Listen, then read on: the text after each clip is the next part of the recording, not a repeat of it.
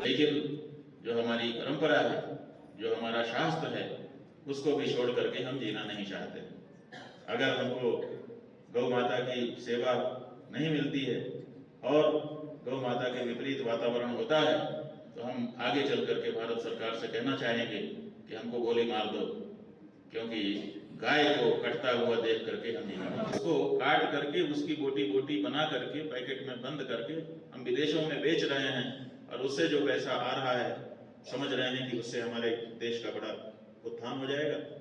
ये उत्थान नहीं हो रहा है, ये पतन हो रहा है। धर्म का नाता है, गाय हमारी माता है। हमारे पूर्वजों की दृष्टि में कभी पशु नहीं रही, उसको आज स्वतंत्र भारत की सरकार ने पशु की सूची में रखा हुआ है और इसी बात से हमारा हृदय दुखी है। हम गाय को माता का दर्जा देते हैं। कई लोग हमसे पूछते हैं कि आप गाय को माता कैसे कह सकते हैं। एक बच्चे ने हमसे पूछा कि गाय हमारी माता कैसे हो सकती है महाराज जी, अगर गाय हमारी माता होती तो हम भी बछड़े की तरह से होते, लेकिन हम तो बछड़े की तरह नहीं है, हमारे तो 4 पैर नहीं है, हमारा तो चेहरा भी अलग है, हम तो बोलते हैं वो तो बोलता नहीं, तो हमारी माँ गाय कैसे हो सकती है। तो हमने उसको बताया कि गाय हमारी माता इसलिए नहीं है कि उसने हमको जन्म दिया, जन्मदात्री माँ नहीं है, इसलिए जन्म देने के कारण अगर माँ होती तो हमारा चेहरा भी उसी के जैसा होता। फिर उसने पूछा फिर हमारी माँ कैसे। कुछ लोग इसका समाधान ये बताते हैं कि गाय इसलिए हमारी माता है क्योंकि वो हमको दूध पिलाती है, लेकिन ये बात भी सही नहीं बैठती है, क्योंकि दूध तो हम भैंस का भी पीते हैं, दूध तो हम बकरी का भी पीते हैं, दूध तो हम मिथुन का भी पीते हैं। बहुत सारे दूसरे ऐसे पशु हैं जिनका दूध पौष्टिक होता है और उसको पी करके हम पुष्ट होते हैं। तो केवल दूध पिलाने से अगर कोई माता हो जाती तो भैंस भी हमारी माता होती, बकरी भी हमारी माता होती, लेकिन हमने कभी भी भैंस माता बकरी माता शब्द नहीं कहा, न तो सुना है। आप लोगों ने भी सुना होगा, सुना है? नहीं सुना। केवल गाय के बारे में माता शब्द सुना जाता है। इसका मतलब है कि दूध पिलाने से भी कोई माता हो जाता है, इसलिए हम गाय को माता कहते हैं, ये बात भी नहीं। तो फिर क्या बात है? हम लोग सनातन धर्म के पालन करने वाले गाय को माता कहकर भी क्यों संबोधित करते हैं, ये बड़ा प्रश्न है। तो हम आपको बताना चाहेंगे, इसका उत्तर ये है कि परंपरा ये है कि जिसको हम अपने जीवन में सम्मिलित करते हैं उसकी माता हमारी माता हो जाती है। इसका मतलब है कि हम जिंदगी में अपने जीवन में जिसको सम्मिलित कर लेते हैं उसकी जो माता है वो हमारी माता हो जाती है। किस नाते से गाय हमारी माता है? सत्य धर्म के नाते से हमारा नाता है। और हमारी जो भारत की संस्कृति है उसकी विशेषता यह है कि इसमें 4 पुरुषार्थ बताए गए, धर्म अर्थ काम मोक्ष। ये जो 4 पुरुषार्थ हैं, इन 4 पुरुषार्थों के 4 प्रतीक हैं हमारे यहाँ, और उसको भारत की संस्कृति में स्वीकार किया गया है। आपके सामने हम ये किए चिन्ह है, इसको दिखा रहे हैं। ये आप बता सकते हैं कि ये किस चीज का चिन्ह है?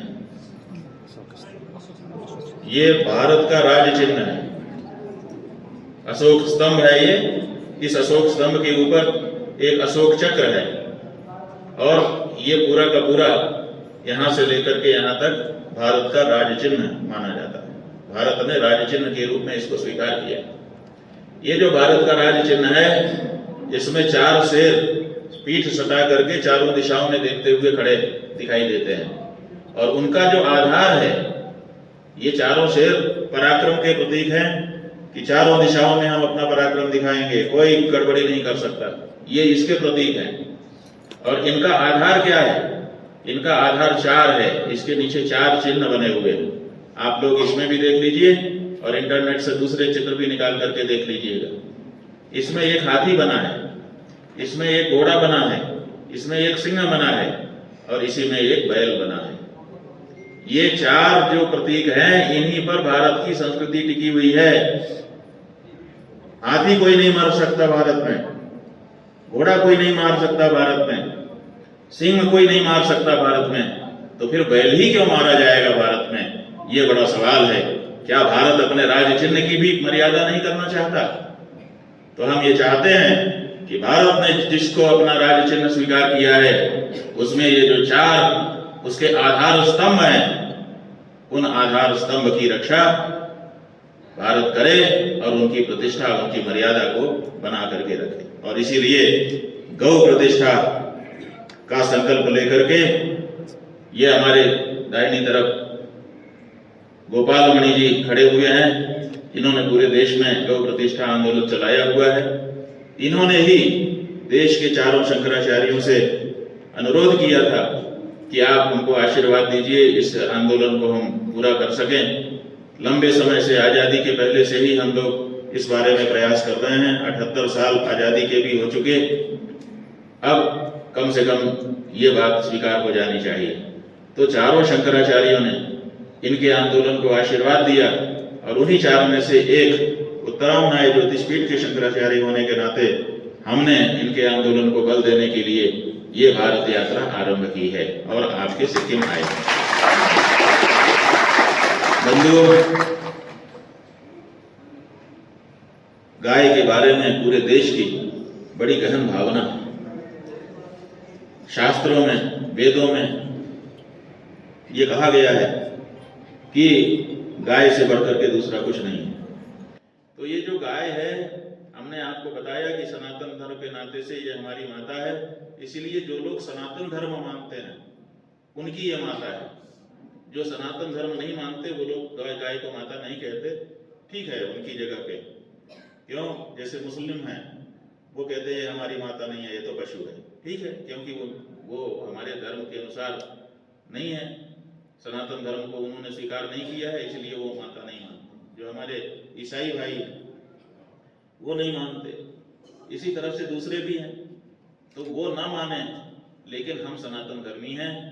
हमने धर्म को, सनातन धर्म को अपने जीवन में स्वीकार किया है, इसलिए हमारे लिए तो गाय माता है और वो माता ही रहेगी।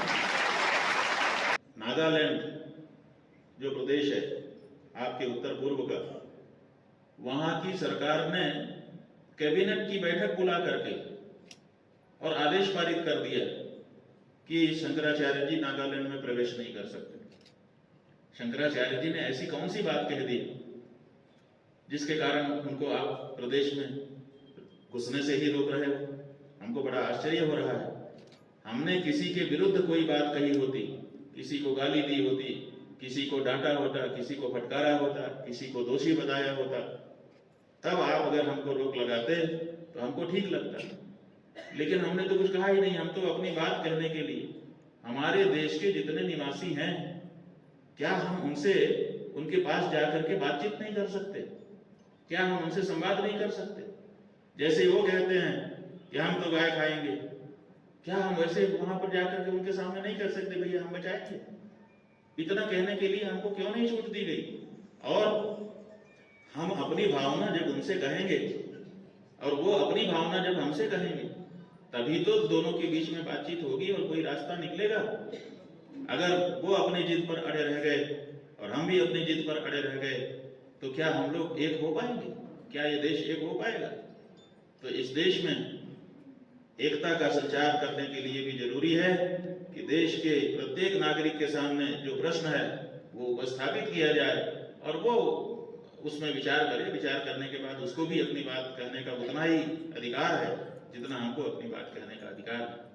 तो आज सिक्किम के इस गंगटोक राजधानी से उत्तर पूर्व के सभी प्रदेशों के जो मुख्यमंत्री हैं, जो वहाँ के सरकारें हैं, उनसे हम आप पत्रकारों के माध्यम से अनुरोध करना चाहते हैं कि हमको आने से मत रोकिए। हम किसी के विरुद्ध नहीं हैं। हाँ, अब हमारी एक अपनी धारणा है, हमारी एक अपनी भावना है जो हमारे से ही उत्पन्न नहीं हुई है, हमारे पूर्वजों से चली आई है और उसको हम आपके सामने कहना चाहते हैं। और हम आपको दोषी नहीं कह रहे हैं। आपकी जो समस्या है उसको भी सुनने के लिए हम तैयार बैठे हुए हैं। हम चाहते हैं कि इस बारे में आप हमारी भावना का सम्मान करें और हम आपकी परिस्थिति का सम्मान करें और मिल करके कोई रास्ता निकालें, ताकि ये जो भारत सरकार के सामने बहाना है कि हम हिंदुओं की इस भावना को स्वीकार नहीं करेंगे कि कुछ प्रदेश इस बारे में विरोध करते हैं। देखिए, अगर हम अपनी बात पर अड़े रहेंगे तो उसका कोई फायदा नहीं होगा। इसलिए फायदा नहीं होगा क्योंकि देश बहुमत से चलता है और बहुमत तो सनातन धर्मियों का है देश में। तो आज नहीं तो कल अगर जागृति हो जाएगी तो स्वाभाविक है कि बहुमत जो कहेगा उसको अल्पमत को मानना ही पड़ेगा। लेकिन मानना पड़े और इसमें और हमने आगे बढ़ करके रास्ता निकाल करके बना लिया रास्ता, इसमें दोनों में बहुत अंतर है। तो इसलिए आगे के प्रदेशों की यात्रा भी हम करेंगे और वहाँ के लोगों से संवाद स्थापित करने की चेष्टा करेंगे। हम किसी के विरुद्ध नहीं हैं, तो जहाँ पर जो सरकार है हम उसका सम्मान करते हैं, क्योंकि वहाँ की जनता ने उसको चुन करके सरकार बनाया और उससे हम अपेक्षा करते हैं कि वो सामंजस्य बनाने के लिए कार्य करेंगे। तो ऐसी स्थिति में सभी प्रदेशों में हम तो जा रहे हैं, नागालैंड भी जा रहे हैं। अब वहाँ वो जाने पर वो क्या करेंगे क्या नहीं करेंगे वो तो अलग बात है, लेकिन हम चूंकि संकल्पित हैं कि हम अपने हर प्रदेश में जाएंगे और हमारे ही देश के प्रदेश हैं तो हमारा अधिकार भी बनता है, यूं ही हमको वंचित नहीं किया जा सकता है। तो हम जाएंगे, कानून को अपने हाथ में हम नहीं लेंगे। एक जिम्मेदार नागरिक होने के नाते हम कोई वहाँ पर ऐसी बात नहीं करेंगे जिससे कानून व्यवस्था की स्थिति खराब हो, लेकिन शांतिपूर्वक जाने में हमको क्या हार जाए। तो हम शांतिपूर्वक वहाँ जाएंगे और जहाँ तक जाने दिया जाएगा वहाँ तक जाएंगे। ये जो हमारा शास्त्र है ये गाय के महात्म्य को बताता है। किसी भी पशु का जो मल है, जो मूत्र है, वो पवित्र हमारे लिए नहीं है। हमारी जो वेद लक्षणा गाय है, जो हमारे देशी नस्ल की वेद लक्षणा गाय है, जिसको ककुद होता है और जिसकी लाला होती है, माने सासना और ककुद, ये जिसमें होता है वही गाय हमारे लिए पूजनीय है। आज भारत में क्या हो रहा है कि गाय और गवय दोनों को मिला करके देखा जा रहा है। गाय अलग वस्तु है और गवय माने गो सदृशो गवयः, गाय के जैसा जो दिखता है वो गवय है, वो गाय नहीं है। तो गाय के जैसा और गाय दोनों में अंतर है। तो भारत में आज जितनी आज आपके अनुसार गाय हैं उनमें से केवल 25 से 30% ही ज्यादा से ज्यादा गाय है, बाकी सब गवय है। तो हमारा जो आंदोलन है वो गवय के लिए नहीं है, गाय जैसा दिखने वाले प्राणी के लिए नहीं है। हमारा आंदोलन गाय के लिए है, गो के लिए है। और गो शब्दवाच्य जो हमारी गाय है उसी के अंदर उसका जो ककुद है उसमें सूर्य केतु नाड़ी है, जिससे वो सूर्य की आयु वर्धक किरणों को सोखती है और अपने दूध के माध्यम से हमको प्रदान करती है। और उसी के गोमूत्र में और उसके गोबर में पवित्रता है। किसी भी गाय जैसा दिखने वाले प्राणी के मल में, मूत्र में वो पवित्रता नहीं है। इसलिए हमारा जो आंदोलन है वो केवल और केवल गो के लिए है, जो वेद लक्षणा गाय है, जिसको देशी नस्ल की गाय कहा जाता है, जिसको हमने रामा नाम दिया है, बस उस गाय के लिए है, बाकी के लिए हमारा आंदोलन नहीं है। इसलिए इस बात को भी बहुत स्पष्टता के साथ समझ लिया जाना चाहिए। अभी तिरुपति में जो परिस्थिति बनी है उससे भी आप लोग परिचित हैं। ये क्या हो रहा है, हमारे मंदिरों के अंदर धर्मनिरपेक्षता की शपथ लेकर के बैठी सरकारें आकर के व्यवस्था बनाने की कोशिश कर रही हैं। जब आप धर्मनिरपेक्षता की शपथ ले लेते हैं तो फिर धर्म की शपथ आप नहीं निभा सकते, क्योंकि दोनों अलग अलग हैं। तो इसलिए हमारा ये भी मानना है कि तिरुपति में जो घटना हुई है, कम से कम उसके बाद अब किसी भी हमारे धार्मिक मंदिर का जो धार्मिक प्रबंधन है वो धर्माचार्यों के हाथ में होना चाहिए, सरकार को उसमें हस्तक्षेप नहीं करना। अगर सरकार को वहां पर व्यवस्था बनाना है तो पैसे के गिनती के लिए सरकार आ जाए, हमें एक बार मंजूर है। वहां पर सड़क की व्यवस्था के लिए, यात्रियों के आने की, जाने की, रहने की, खाने की व्यवस्था के लिए कुछ करना चाहे सरकार, हमें मंजूर है। लेकिन भगवान की पूजा, भोग, आरती और उनके उत्सव आदि के बारे में जो भी हम हमारे शास्त्र कहते हैं उसमें सरकार का किसी प्रकार का हस्तक्षेप हम स्वीकार नहीं करना चाहते। यत् व्यक्तिगतम पापम देहे तिष्ठति मामके प्राशनात् पंचगव्यस्य दहत्यग्निरिवेन्दनम। जो शरीर के अंदर त्वचा में, अस्थि में, मांस में, मज्जा में, मेद में पाप घुस गया है, पंचगव्य के प्राशन से, माने गाय से मिलने वाली जो 5 चीजें हैं उनको पंचगव्य कहा जाता है। दूध, दही, घी, गोबर और गौमूत्र, इन 5 को अनुपात के अनुसार मिला करके प्राशन करने से शरीर के अंदर का पाप उसी तरह से नष्ट हो जाता है जैसे आग में ईंधन डालो तो वो जल करके समाप्त हो जाता है। तो आज पूरे देश का हमारा हिंदू तिरुपति में जो अभक्ष्य पदार्थ मिला करके बांट दिया गया प्रसाद के नाम से, उसको खा करके ग्लानि महसूस कर रहा है। लेकिन ऐसी ग्लानि को दूर करने के लिए हमारे पास गाय है, पंचगव्य का प्राशन करके हम फिर से पवित्र हो जा रहे हैं। अगर ये गाय हमारी नहीं रही तो फिर हमारी जो पवित्रता खंडित हो जाएगी, तो उसको रिस्टोर कैसे हम करेंगे। इसलिए भी हमारे लिए गाय महत्वपूर्ण है और गाय से हमारा परलोक सब सुधरता है। वैतरणी नदी वही पार कराती है और धर्म, अर्थ, काम, मोक्ष 4 पुरुषार्थों को भी वही प्रदान करती है। और जो लोग ये समझते हैं कि गाय दूध देने की चीज है, वो बहुत गलत समझते हैं। हम सनातन धर्मी ऐसा नहीं समझते कि गाय दूध देती है, दूध भी देती है, लेकिन असल में गाय क्या देती है? जब छोटी रहती है तो गोमूत्र देती है, जब और बड़ी हो जाती है तो गोबर देती है, और बड़ी हो जाती है तो बछड़ा बछिया देती है, दूध देती है।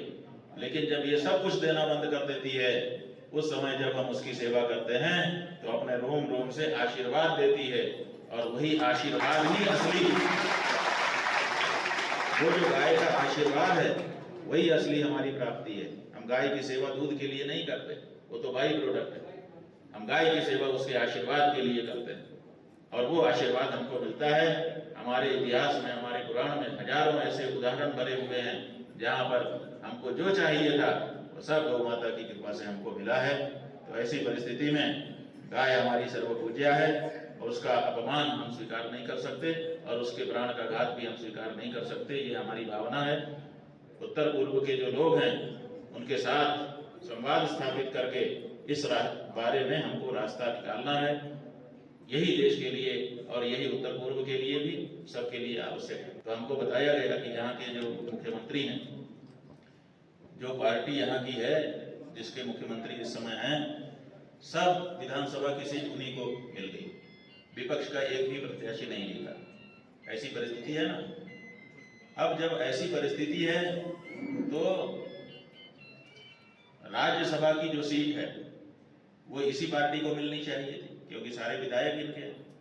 लेकिन इन्होंने बुला करके भारतीय जनता पार्टी को राज्यसभा की सीट दे दी है। यहाँ के मुख्यमंत्री क्यों दे दिया? इसलिए दे दिया कि अगर हम अपना राज्यसभा का मेंबर बना लेंगे तो हमारे पास ताकत है, हम बना सकते हैं। लेकिन फिर बीजेपी से जो हमारा संबंध है वो उतना अच्छा नहीं होगा। इसलिए कभी कभी चीजें छोड़ देना भी ज्यादा फायदे की होती है। यहाँ के मुख्यमंत्री ने ये चतुराई दिखाई और चतुराई दिखा करके यहाँ की सीट भाजपा को दे दी। किस लिए दे दी? कि भाई हमारे तो जो प्रदेश का भला होगा, क्योंकि केंद्र में भाजपा की सरकार है, उनसे हमारा संबंध अच्छा होगा। जबकि अधिकार था, ये चाहते तो अपना ही व्यक्ति भेज देते राज्यसभा में, लेकिन नहीं भेजा। क्यों नहीं भेजा? क्योंकि इससे भाजपा के साथ संबंध उतने मधुर नहीं होंगे। और ये दे दिया, मधुर हो गए, अब उसका प्रदेश को लाभ मिलेगा। तो इसी तरह से हमारे पास ताकत है, बहुमत की ताकत है। हम चाहें तो बहुमत के आधार पर राष्ट्रमाता तो देश से घोषित करवा ही ले, लेकिन फिर ये पूर्वोत्तर के जो राज्य हैं इनके साथ हमारा वो संबंध नहीं बन पाएगा जो असल में हम बनाना चाहते हैं। आप हमको रोक लगा देते हो कि आप हमारे यहाँ मत आइए। ठीक है, हो सकता है आपके मन में हमसे मिलने की इच्छा ना हो, लेकिन हमारे मन में जो आपसे मिलने की इच्छा है, आपको प्यार करने की हमारे मन में जो इच्छा है, आप उसको क्यों नहीं समझ रहे? हम ये नहीं समझ पा रहे। तो ऐसी परिस्थिति में ताकत से नहीं बल्कि प्रेम से हम अपनी बात उत्तर पूर्व के पूर्वोत्तर राज्यों के लोगों से करना चाहते हैं। तो जब हमारे भगवान गाय के लिए आते हैं और उनके पीछे बिना जूता पहने जंगल जंगल भटकते हैं, अगर हम उन्हीं की संतान हैं, उन्हीं के भक्त हैं, उन्हीं के हैं, तो फिर हम किसी हालत में गौ माता का अनादर कैसे देख सकते हैं? ये बड़ा प्रश्न है और इसी प्रश्न को लेकर के हम ये यात्रा कर रहे हैं। गाय के नाम पर मनुष्यों की हत्या हो रही है, लिंचिंग हो रही है और भी दूसरी चीजें हो रही है, बार बार तनाव हो जाता है। अगर इसका मतलब है कि गाय एक समस्या है, अगर हम गाय की समस्या का समाधान नहीं करेंगे तो ये सब घटनाएं और बढ़ेंगी और बड़ा रूप धारण कर लेंगी आगे चल करके, जाने कितनों की हत्या होगी। तो इसी बात को बचाने के लिए तो हम चाहते हैं कि हम लोग इस बारे में एक रास्ता निकाल लें मिल बैठ करके। ये जो घटनाएं हैं ये चिंता करने वाली हैं। जो व्यक्ति गाय की हत्या से परेशान है वो मनुष्य की हत्या क्यों करना चाहेगा? लेकिन फिर भी हो रही है। तो इसीलिए हम चाहते हैं कि इस बारे में एक आम राय पूरे देश में बना दी जाए और एक व्यवस्था बना दी जाए तो सब लोग आराम से रहे। गाय को प्रतिष्ठा दो। प्रतिष्ठा दो का मतलब है अभी गाय को जो राज्य है और जो केंद्र की सरकार है, इन्होंने जो अपने एसेट की सूची रखी हुई है उस सूची में पशु की सूची में रखा हुआ है। तो हमारे यहाँ कहा गया है पशुओं न गावा, गाय पशु नहीं है। जैसे गुरु जो है वो मनुष्य होकर के भी मनुष्य नहीं है। जैसे किताब, जैसे कुरान है, जैसे बाइबिल है और धर्म ग्रंथ है, रामायण है, गीता है, ये किताब होकर के भी किताब नहीं है। और किताबें ऐसे रखी रहती हैं लेकिन इनके लिए प्रोटोकॉल होता है। तो माने किताब होकर के भी जैसे ये किताब नहीं है, गुरु जैसे मनुष्य होकर के भी मनुष्य नहीं है, जैसे गंगा नदी होकर के भी नदी नहीं है, नदी से ऊपर है, उसी तरह से गाय पशु होकर के भी पशु नहीं है। तो पशु सूची से उसको हटाया जाए, पहली हमारी मांग है कि आप उसको पशु मत कहिए, वो उसका अपमान है, उसका सम्मान होना चाहिए। और दूसरी हमारी मांग है कि उसके प्राण न लिए जाए। तो प्राण और प्रतिष्ठा दो मांग है हमारी कि गाय के प्राण और प्रतिष्ठा बहाल कर दी जाए।